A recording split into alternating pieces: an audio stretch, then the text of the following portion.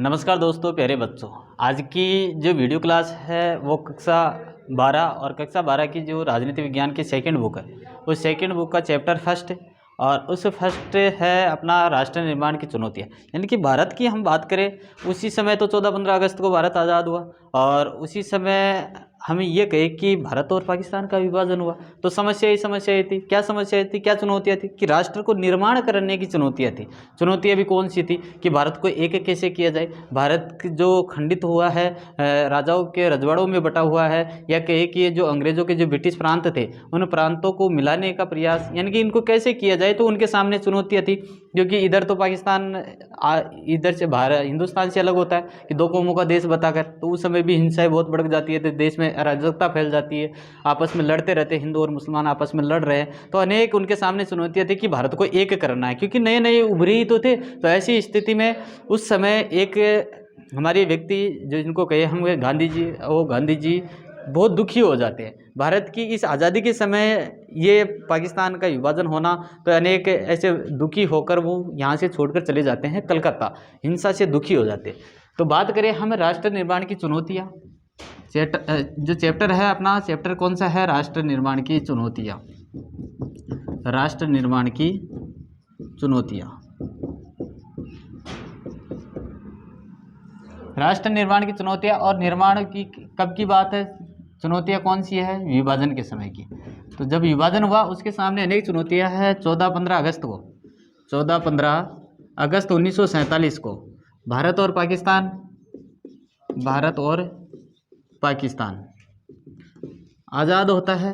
14 तारीख को पाकिस्तान और 15 तारीख को भारत ये आज़ाद होता है। और इस आज़ादी के समय ही बात करें, जो गांधी जी थे, गांधी जी की भूमिका, आज़ादी के समय गांधी जी की भूमिका, गांधी जी की भूमिका क्या थी? ये हिंसा से दुखी हो जाते हैं, क्योंकि गांधी जी तो शुरू से ही नहीं चाहते थे कि हिंसा हो। वो हिंसा से तो दूर रहते थे, ना तो हिंसा करने देते थे, ना स्वयं करते थे, ना किसी को करने देते थे। असहयोग आंदोलन, ये सविनय अवज्ञा के आंदोलन हमने पढ़ा था। उस सविनय असहयोग आंदोलन में क्या थे? गांधी जी जहाँ कहीं ऐसे जहाँ पर हिंसा भड़की उन्होंने बंद कर दिया। चोरी चोरा कांड हुआ था, उस चोरी चोरी कांड में पुलिस जब लाठीचार्ज किया गया था, पुलिस वाले मारे गए थे 22 पुलिसकर्मी। तो उस समय क्या किया इन्होंने? वही उस ऐसे आंदोलन को रोक दिया गया। तो ऐसी स्थिति की बात करें तो ये हिंसा के खिलाफ थे शुरू से ही, और हिंसा के खिलाफ रहते हुए इन्होंने एक अपने मन अत्यधिक दुखी होने के कारण ये यहाँ से रवाना हो जाते हैं। रवाना होकर कहाँ जाते हैं? कलकत्ता में। कहाँ पर जाते हैं? कलकत्ता में जाते हैं। कलकत्ता में जाते हैं और वहाँ क्या करते हैं? लोगों को समझाने का प्रयास करते हैं। समझाने का प्रयास भी किया इन्होंने, उपवास भी वहाँ पर रखा। उपवास रखा कि मैं कुछ खाऊंगा नहीं, यदि आप ऐसे ही लड़ते रहे तो, हिंदू मुसलमान ऐसे ही लड़ते रहे तो। क्योंकि हिंदुओं की बात करें तो हिंदू मुसलमान क्षेत्र में नहीं जा सकते थे, मुसलमान का जो क्षेत्र होता था वहाँ हिंदू नहीं जा सकते थे। तो ऐसे में दोनों के बीच में एक ऐसा हत्याकांड चल रहा था। ऐसे करे कि बात आए, इतने लोगों को मारा जा रहा था। हमने बात की थी पहले वाले वीडियो सेशन में कि 5 से 10 लाख लोग मारे गए थे। तो लोगों के मारना, 80 लाख लोग बेघर हुए थे। भारत और पाकिस्तान जब विभाजन हुआ, इधर अंग्रेजों ने पहले से ही क्या कर रखा था? भारत की अर्थव्यवस्था को डावाडोल कर रखा था। तो ऐसी स्थिति में यहाँ ये गांधी जी दुखी होकर कलकत्ता चले जाते हैं, और कलकत्ता जाकर क्या करते हैं? उपवास करते हैं। और उपवास भी क्यों करते हैं? क्योंकि हिंसा व तनाव को क्या कर सके? कम कर सके। हिंसा व तनाव को क्या करे? कम करे। हिंसा, जो तनाव बढ़ रहा है हिंदू और मुस्लिमों के बीच, इसको कम किया जा सके। तो कम भी हुआ किसके माध्यम से? गांधी जी के माध्यम से। हिंसा और तनाव जो माहौल बना हुआ था वो धीरे धीरे कम तो हो रही थी, लेकिन पूरी तरह कम नहीं हो रही थी। यहाँ अत्यधिक मात्रा में हिंदू और मुस्लिम आपस में मारने का प्रयास किया जा रहा था। तो ऐसी स्थिति में गांधी जी भी बहुत दुखी होकर फिर वहाँ से कलकत्ता से इन लोगों को समझा बुझाकर कहाँ पर चले गए? वो 1948 में दिल्ली पहुँच जाते हैं। 1948 में कहाँ पर पहुँचे? दिल्ली पहुँच जाते हैं। और दिल्ली पहुंचकर वो फिर वहाँ पर उपवास करते हैं। लोगों को समझाने का प्रयास किया जाता है कि आप हिंसा मत करो, हिंसा मत करो। हिंसा को रोकने का प्रयास करते हैं। हिंसा को रोकने का प्रयास करते हैं। गांधी जी प्रयास लगातार करते जा रहे थे कि कैसे भी ये हिंसा रुक जाए। कलकत्ता से सीधे कहाँ चले गए? बम्बई चले गए। कब चले गए? 1948 में कहाँ पर चले गए? दिल्ली चले गए। और दिल्ली जाकर उन लोगों को समझाने का प्रयास किया कि हिंसा आप नहीं करोगे। हिंसा रोकने की अपील बार बार कर रहे थे। हिंसा और तनाव में कमी तो आती है, लेकिन होता क्या है? 30 जनवरी 1948 को, 30 जनवरी 1948 की बात करें तो 30 जनवरी 1948 को गांधी जी प्रार्थना सभा के लिए जा रहे थे। गांधी जी प्रार्थना सभा के लिए जा रहे थे और जब ये सभा में जाते हैं तो उसी समय नाथूराम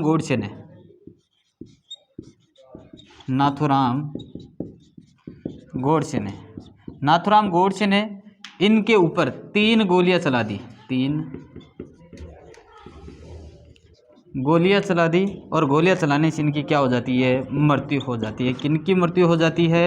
गांधी जी की। गांधी जी मारे जाते हैं नाथूराम गोडसे के द्वारा। नाथूराम गोडसे ने इनको कहा, गांधी जी को कहा, बापू जी आप क्या कर रहे हो ऐसा, आप हमारे को रोक रहे हो और उनको आप उनको तो रोक ही नहीं रहे हो, यानी कि ये मुसलमानों को तो रोक नहीं रहे हो और हमारे हिंदुओं को रोक रहे हो। वो हमारे हिंदुओं को मार रहे हैं बार बार और आप हमारे को ये कह रहे हो कि आप हिंसा मत करो और उनको कुछ कह ही नहीं रहे हो। तो ऐसी स्थिति में अब गांधी जी को पता था ये तो मानने वाले नहीं है, अपने हिंदू तो माने, इनको तो कुछ समझ में आए, लेकिन वो भी तैयार नहीं थे। आपस में एक तनाव का माहौल बनता जा रहा था, हिंसा भड़क उठी थी ज़बरदस्त। तो ऐसी स्थिति में गांधी नाथूराम गोडसे कहते कि आप उनको नहीं रोक रहे हो, वो मारेंगे, वो एक को मारते तो हम भी एक को मारेंगे, वो 2 को मारते तो हम भी 2 को मारेंगे। तो ऐसी एक घटना को लेकर नाथूराम गोडसे ने गांधी जी पर क्या चला दी, 3 फायरिंग कर दी और 3 फायरिंग करने के कारण गांधी जी वहीं पर ढेर हो जाते हैं, वो देश के लिए शहीद हो जाते हैं। और तो क्या कहे, आगे बात करें हम 14-15 अगस्त 1947 को कि मध्य रात्रि को देश आज़ाद हो जाता है। देश आज़ाद कब होता है? 14 और 15 अगस्त को मध्य रात्रि के समय आज़ाद हो जाता है। कौन आज़ाद हो जाता है? भारत और पाकिस्तान। यानी 14-15 मध्य रात्रि को भारत आज़ाद होता है और जैसे ही आज़ाद होता है तो इनके सामने समस्याएं आना शुरू हो जाती है कि अब क्या करें, भारत को एक करना है, राष्ट्र का निर्माण करना है, क्योंकि टुकड़ों में बट गया, पाकिस्तान चला गया। अब अपने जो बच रहे हैं उन राज्यों को तो एक किया जाए। तो एक करने के लिए, उन लोगों को एक जगह करने के लिए, या ये कहे कि राष्ट्र का निर्माण करने के लिए उनके सामने समस्या आती है। और वो समस्या क्या आती है? जैसे ही प्रथम PM कौन बने? पंडित जवाहरलाल नेहरू जी बने। भारत के प्रथम प्रधानमंत्री कौन बनते हैं? फर्स्ट प्रधानमंत्री बनते हैं पंडित जवाहरलाल नेहरू जी। और जैसे ही ये प्रधानमंत्री बनते ही पहला भाषण दिया इन्होंने। पहला भाषण दिया, किसने दिया? प्रधानमंत्री पंडित जवाहरलाल नेहरू जी ने पहला भाषण क्या दिया? नेहरू जी ने ये कहा, संविधान सभा को संबोधित करते हुए ये कहा था कि जो भाग्यवधु चिर प्रतीक्षित भेंट है, ट्रस्ट विद डेस्टिनी, यानी कि हमने आज़ादी पा ली है, पाकिस्तान चला गया है, अब हमारे को क्या करना है? एक राष्ट्र का निर्माण करना है। और राष्ट्र के निर्माण के सामने हमारे सामने आज़ादी की 2 बातें ऐसी है जो सबको सहमति होनी चाहिए। किन पर? आज़ादी के बाद 2 बातों पर सबकी सहमति होना ज़रूरी थी। वो 2 बातें कौन सी थी? यानी कि इन्होंने किसको संबोधित करते हुए कहा? संविधान सभा को संबोधित करते हुए कहा था। संबोधित करते हुए भाषण दिया था और उस भाषण में कहा कि आज़ादी के ऊपर 2 बातें सबकी सहमति होनी चाहिए। 2 बातों पर सबकी सहमति, 2 बातों की सबकी सहमति होनी चाहिए। अब सबकी सहमति कौन सी बातें थी? पहला तो यही था कि हमारे को क्या करना है? लोकतंत्र स्थापित करना है, लोकतांत्रिक प्रणाली अपनानी है, लोकतांत्रिक प्रणाली अपनानी है। लोकतांत्रिक प्रणाली होगी और लोकतांत्रिक प्रणाली किसके आधार पर होगी?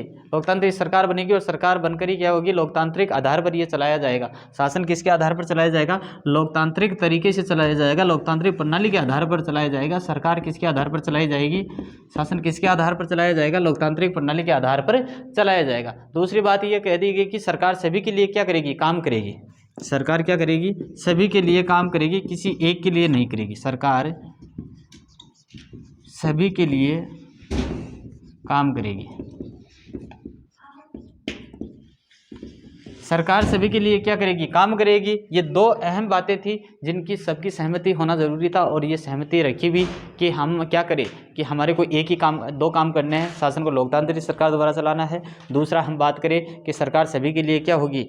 काम करेगी, सभी के लिए समान रहेगी और सब क्या क्या करते रहेगी, एक दूसरे का सहयोग करती रहेगी। इन दो बातों पर उनकी सहमति बनती है। अब राष्ट्र निर्माण के सामने ये दो बातें तो बना ली कि सरकार चलानी है, वो भी लोकतांत्रिक तरीके से चलानी है, जनता के माध्यम से चलानी है, सरकार सभी के लिए काम करेगी, लेकिन करेगी कैसे? राष्ट्र तो एक निर्माण नहीं हुआ। तो राष्ट्र निर्माण को एक करने के लिए उनके सामने तीन प्रमुख ऐसी चुनौतियाँ थी। राष्ट्र निर्माण के सामने कितनी चुनौतियाँ थी? राष्ट्र निर्माण के लिए तीन प्रमुख चुनौतियाँ थी। तीन प्रमुख चुनौतियाँ, तीन प्रमुख चुनौतियाँ थी। और तीन चुनौतियाँ कौन सी थी? एकता के सूत्र में बांधना, एकता के सूत्र में बांधना, एकता के सूत्र में बांधना मतलब एकता के सूत्र में कैसे कि जो टुकड़ों में बटा हुआ ये हिंदू धर्म, ये मुस्लिम धर्म, या ईसाई धर्म, ये सिख धर्म, इन सबको क्या करना है? एक करना है। जो ये कह रहे हैं कि ये धर्म मेरा है, जैसे पाकिस्तानी ये कहकर कह दिया था कि हम मुस्लिम धार्मिक बहुसंख्यता है और हमारा तो अलग देश होना चाहिए। तो इन सबको सबसे पहले क्या किया जाए? एक किया जाए, एकता के सूत्र में हमारे को बांधना जरूरी है। दूसरा यहाँ पर ये कहता है कि लोकतंत्र की स्थापना होनी चाहिए। दूसरा क्या कहता है? लोकतंत्र की स्थापना। यहाँ पर किसकी स्थापना करना है? जनता के शासन की स्थापना करना है। लोकतंत्र जनता का शासन, डेमोक्रेसी किसका है? डेमोस और क्रेटिया शब्दों से मिलकर बना है क्या? लोकतंत्र। यानी लोक का मतलब होता है जनता, तंत्र का मतलब शासन, डेमोस का कह दीजिए जनता, लोकतंत्र यानी कि जनता की शक्ति, जनता के हाथ में पावर देनी है अपने को। और इसी के आधार पर हमारे को क्या बनाना है? सरकार बनानी है। इस आधार पर ये बात कही गई। यानी कि तीसरा एक और है, समानता पर क्या करना? आधारित विकास करना। सबको किसके आधार पर देखना है? समानता के आधार पर देखना है। किसी को बड़ा किसी का छोटा ये नहीं करना है। समानता के आधार पर, समानता पर आधारित, समानता पर आधारित सबको समझना, समानता के ऊपर काम करना है। तो पहला हम कारण देखिए, एकता के सूत्र में बांधना। एकता के सूत्र में क्या हुआ? जो रजवाड़े थे, रजवाड़ों की बात करें या ये कहे कि जब एकता के सूत्र में बांधना था तो इनके सामने एकीकरण करने की समस्या आती कि एकीकरण करें। तो एकीकरण में एकता ही थी पहले तो कि सबको एक करना। तो एक कैसे हो? जो भी रजवाड़े थे ये ब्रिटिश प्रांत वाले भाग थे, यानी कि जो भी ब्रिटिश और प्रांत वाले दो भाग थे। यहाँ पर कितने भाग थे? दो भाग थे।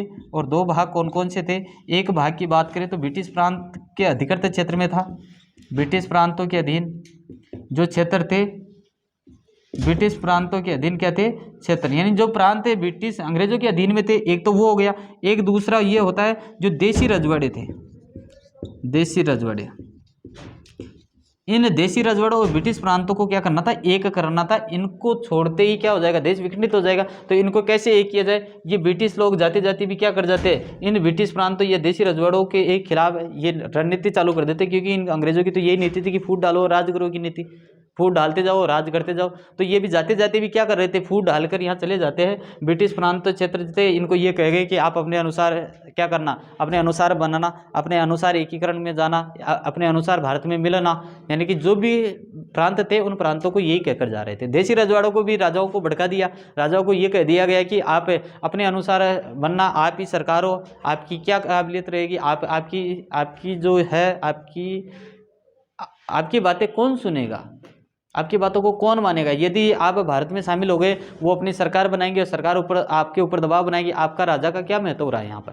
तो ऐसे कुछ ही उनको ये भड़काते जाते जाते भी उनको भड़का जाते हैं। तो एक अखंड भारत के सामने एक खतरा उत्पन्न फिर से उत्पन्न हो जाता है। अखंड भारत और भारत के सामने क्या होता है? खतरा उत्पन्न हो जाता है। ब्रिटिश यही चाहते थे, यानी कि ब्रिटिश इंडिया जिनको हम कहे, कौन थे? ब्रिटिश प्रांत वाले क्षेत्र। तो इनके सामने ये राजा अपनी मर्जी से भारत थे या पाकिस्तान में मिले, ये इनको ये बात कर रहे थे। इधर मुस्लिम लीग की बात करें तो जो रजवाड़े थे उन रजवाड़ों को भी ये कह दिया गया कि अपनी मर्जी से आप मिल सकते हैं, रास्ता चुन सकते हैं। ये किसने कहा था? मुस्लिम लीग ने कहा था। किसको कहा था? इन्हें देशी रजवाड़ों को। देशी रजवाड़ों के लिए क्या कहा मुस्लिम लीग ने? ये कह दिया कि जो रजवाड़े हैं अपनी मर्जी से किस में मिल सकते हैं, किसी का रास्ता भी चुन सकते हैं, या तो भारत में चले जाओ या पाकिस्तान में चले जाओ। तो ये बातें यहाँ पर दोहराएगी। यहाँ हम बात करें सबसे अहम बात कि एकीकरण का श्रेय किसको जाता है? भारत को मजबूत करने के लिए, एकीकरण करने के लिए एकीकरण का श्रेय जाता है सरदार वल्लभ भाई पटेल को। सरदार वल्लभ भाई पटेल को, पटेल जी को ये बात श्रेय जाता है किसका? एकीकरण, क्योंकि एकीकरण की पहल किसने की? सरदार वल्लभ भाई पटेल जी ने की। और सरदार वल्लभ भाई पटेल जी ने रजवाड़ों को और ब्रिटिश प्रांतों को मिलाने का भरपूर प्रयास किया, जो या तो किसी को मिला लिया गया या किसी को ये कहे कि कई लोग तो ऐसे भी थे, कई रजवाड़े तो ऐसे भी थे या प्रांत थे वो पहले ही मिल चुके थे। 15/8/1947 की बात करें तो उससे पहले भी हमारे भारत में मिल चुके थे। उन्होंने विलय पत्र पर हस्ताक्षर कर दिया था कि हम भारत में ही मिलेंगे, हम कहीं और कहीं नहीं जाएंगे। तो ऐसी स्थिति में कई राज्य तो आ गए थे, अधिकांश जो रजवाड़े थे वो तो पहले से ही मिल चुके थे, कई राज्य पहले हस्ताक्षर कर दिए। कई रजवाड़े ऐसे थे जो अपवाद माने जाते थे, वो नहीं मिल रहे थे। अपवाद कौन से थे? जैसे जूनागढ़ है, हैदराबाद है, जम्मू कश्मीर है, और भी बात करें तो मणिपुर है। तो ऐसे ये क्या थे? अपवाद थे। तो अपवाद का ध्यान में रखना। अपवाद कौन कौन से क्षेत्र रहा? हैदराबाद, जम्मू कश्मीर, मणिपुर और जूनागढ़। ये ऐसे थे जो भारत में ये सोच रहे थे कि भारत में मिले या पाकिस्तान में मिले, कहीं ना कहीं इनके मन में समस्या ही चल रही थी। ये समस्या ही कौन सी थी? ये ब्रिटिश प्रांतों वाले थे, जो देसी रजवाड़े थे, जो ये ब्रिटिश प्रांत वाले थे। ये कह रहे थे कि हमें नहीं मिलेंगे, हम इसमें भी नहीं जाएंगे, हम अपना एक राजा का प्रभुत्व रखेंगे। तो यहाँ राजाओं के माध्यम से कोई कह रहा था क्या हम भारत में मिलेंगे, जनता तो चाहती थी हम भारत में मिलेंगे, लेकिन ये जो राजा थे ये नहीं चाह रहे थे कि हम भारत में मिले या पाकिस्तान में मिले। तो अनेक समस्या आती है, लेकिन फिर भी धीरे धीरे इनको भी मिला लिया गया। चलिए हम बात करेंगे अपवाद और हैदराबाद की अगले वीडियो सेशन में। उससे पहले आप स्क्रीनशॉट ले लीजिएगा, जिससे आपको नोट्स बनाने में और भी आसानी रहे और आपको अच्छे से समझ में आया होगा। वीडियो को ज़्यादा से ज़्यादा लाइक शेयर सब्सक्राइब करना। जय हिंद, जय भारत।